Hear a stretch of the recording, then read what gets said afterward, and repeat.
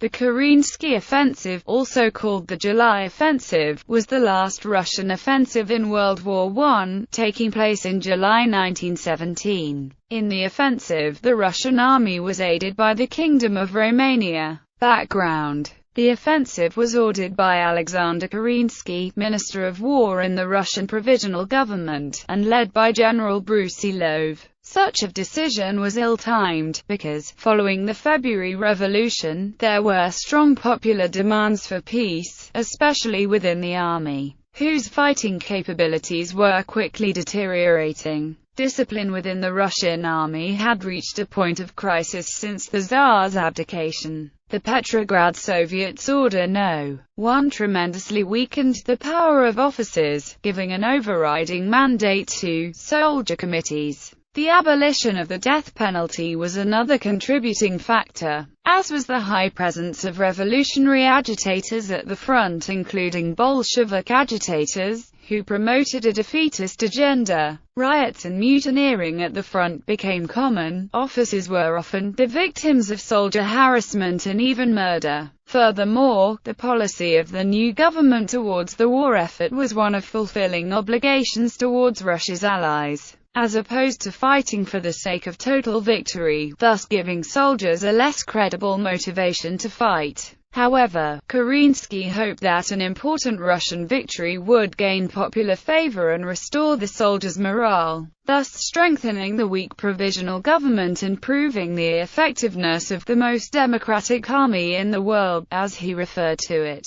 Offensive. Starting on July 1, 1917, the Russian troops attacked the Austro-Hungarian and German forces in Galicia, pushing toward Lviv. The operations involved the Russian 11th, 7th and 8th Armies against the Austro-Hungarian, German South Army and the Austro-Hungarian 7th and 3rd Armies. Initial Russian success was the result of powerful bombardment, such as the enemy never witnessed before on the Russian front. At first, the Austrians did not prove capable of resisting this bombardment, and the broad gap in the enemy lines allowed the Russians to make some progress, especially against the Austro-Hungarian Third Army. But the German forces proved to be much harder to root out, and their stubborn resistance resulted in heavy casualties amongst the attacking Russians. As Russian losses mounted, demoralization of infantry soon began to tell, and the further successes were only due to the work of cavalry, artillery and special shock battalions, which General Kornilov had formed.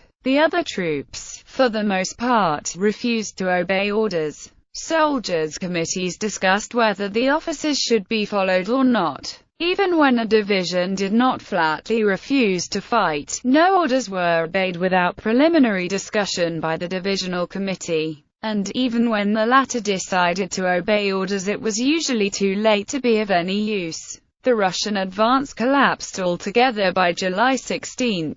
On July 19, the Germans and Austro-Hungarians counterattacked, meeting little resistance and advancing through Galicia and Ukraine as far as the Zbruch River. The Russian lines were broken on July 20, and by July 23, the Russians had retreated about 240 kilometers. The only limit to the German advance was the lack of the logistical means to occupy more territory. Aftermath. The Russian provisional government was greatly weakened by this military catastrophe, and the possibility of a Bolshevik coup d'état became increasingly real. Far from strengthening Russian army morale, this offensive proved that Russian army morale no longer existed. No Russian general could now count on the soldiers under his command actually doing what they were ordered to do. This offensive helped the start of the July days, and also affected the situation in Romania. Russo-Romanian forces, which first broke the Austro-Hungarian front at Marasti in support of the Kerensky Offensive, were stopped. One further fight took place between the Germans and the Russians in 1917. On September 1, 1917, the Germans attacked and captured Riga. The Russian soldiers defending the town refused to fight and fled from the advancing German troops. Literature. Alexander Fyodorovich Kerensky, Die Kerensky Memoiren, Russland und der Wendepunkt der Geschichte, 1967.